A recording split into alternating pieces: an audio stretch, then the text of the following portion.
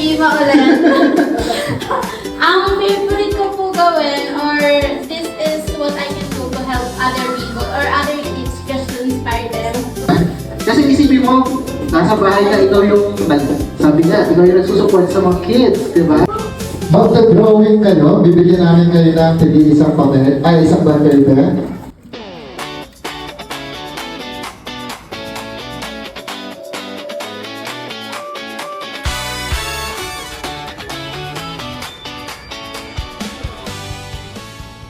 Hello, magandang hapon!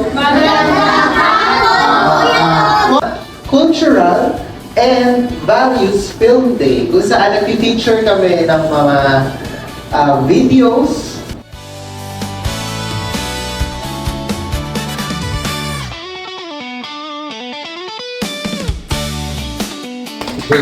Excited na ba ang lahat? Taas ang kamay ng mga excited na. Superpower para tumulong sa ibang tao. Sa tingin nyo, ano kaya ito at bakit? Siguro, being able to duplicate things. Bakit duplicate? Kasi po, I guess I can help people.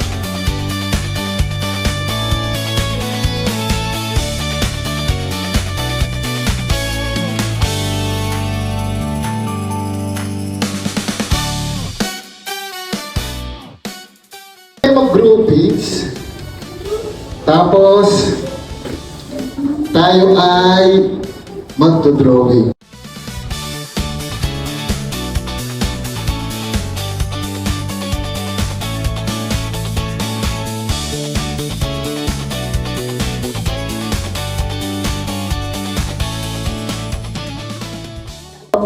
Ayun lang po yung naisip ko. Okay. Saka yun yung madalas yung ginagawa ng bagay nyo. Oo. Ano itong makukulay na to? Design lang po. Design!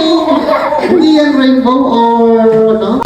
I believe that those people who have creativity, makakapag-innovate po sila kung mas malalabas pa po yung mga ideas nila. Yes. And mas mai-improve pa po nila yung world. Kasi I believe po also na sa innovation po talaga lahat nagsisimula. And yung innovation is nag-start with a simple idea of an artist. Yeah. Ano yan? Ano yung nire-represent mo? Nagka-acquire po dahil po. Ano ulit? Sorry? Nagka-acquire po dahil po. Alam ko po madami po Pilipino na magaling po kumanta. Sa napanood natin, no, by the way pala, ako pala si Kuya Arte ninyo. And hindi tayo nagkakalayo ng edad. Kung kayo mga nasa may 17, 18, tama no? Ako naman ay 24. Naghahanap ako ng purpose, no? Kasi ang vocation hindi lang naman tumutukoy yan sa mga Katoliko bilang pagpapare, pagmamadre, hindi.